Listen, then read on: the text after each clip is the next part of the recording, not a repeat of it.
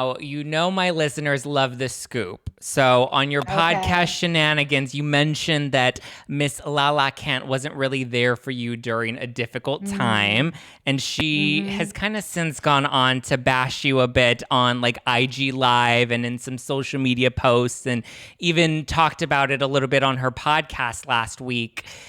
And you haven't really engaged. You haven't really like commented. So can you give me some scoop on like what's going on there? Um, so Because she came at you pretty hard. She even came for your she man. did. I was like, Lala.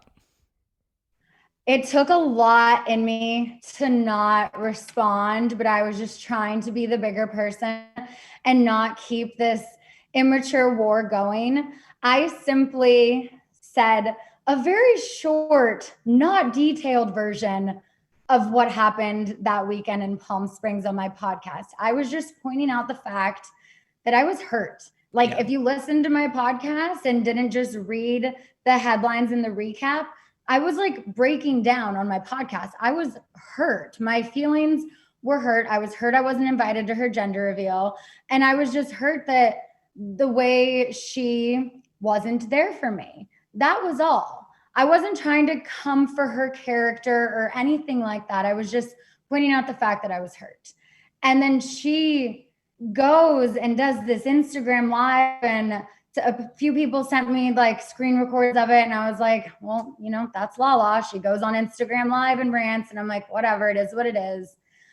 But then like a day or two later, when I saw her like 1, 2, 3, 4 thing that she like posted, like completely bashing my relationship, saying, this is why her relationships are a train wreck, and bringing up John Mayer, which was so irrelevant. And I don't even remember what else she said, but I was like, I wasn't even coming for you. Yeah. I was pointing out the fact that I was hurt. And instead of you messaging me, like I think she said on her Instagram live, like, I didn't text her, I didn't reach out. And it's like, but why didn't you? Why Yeah. didn't you say, you know what, Scheana?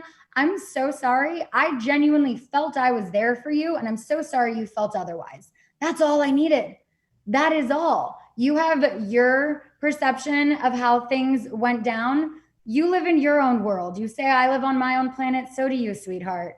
So that's how you thought it happened. But instead of having a conversation with me, you go and blast my relationship. And I'm like, you know, I'm not going to say anything about that. I just let it go.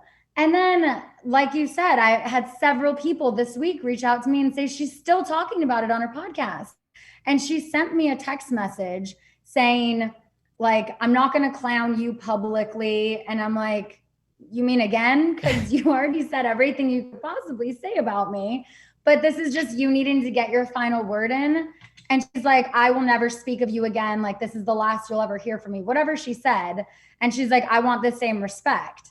So I was like, okay, you know what? I read it. I didn't respond. I was going to give her that same respect. And then the next week, she's still talking about me on her podcast. Someone sent me a screenshot of the description where my name is in the description of the podcast episode. So it's like, you asked me to stop talking about it and you're still talking.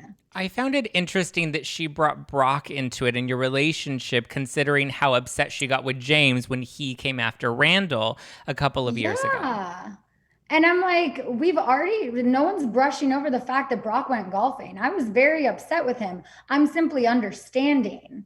But like, what pissed me off the most about that situation is she lied. She said on her live that I didn't ask her to come over.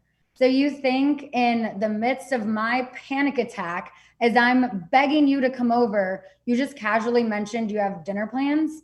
Why would I know you were going to dinner? It's because I asked you to come over. I said, I need you. Can you come over? And you said, I can't right now because I have dinner. Can I check on you later? And I'm like, I don't need you later. Later, my boyfriend will be here. I Yeah. need you now. And she even said in the text message she sent me, which this is just so Lala, she said she was there for me that day in the same capacity as my mother.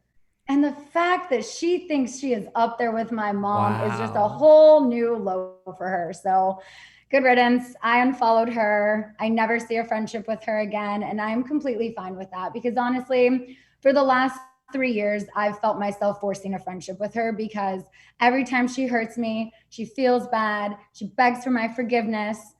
But it's usually when there's a camera in her face. And I forgive her. And then she does it again. And I forgive her. And then she does it again. And I'm like, I haven't wanted this friendship to continue for years.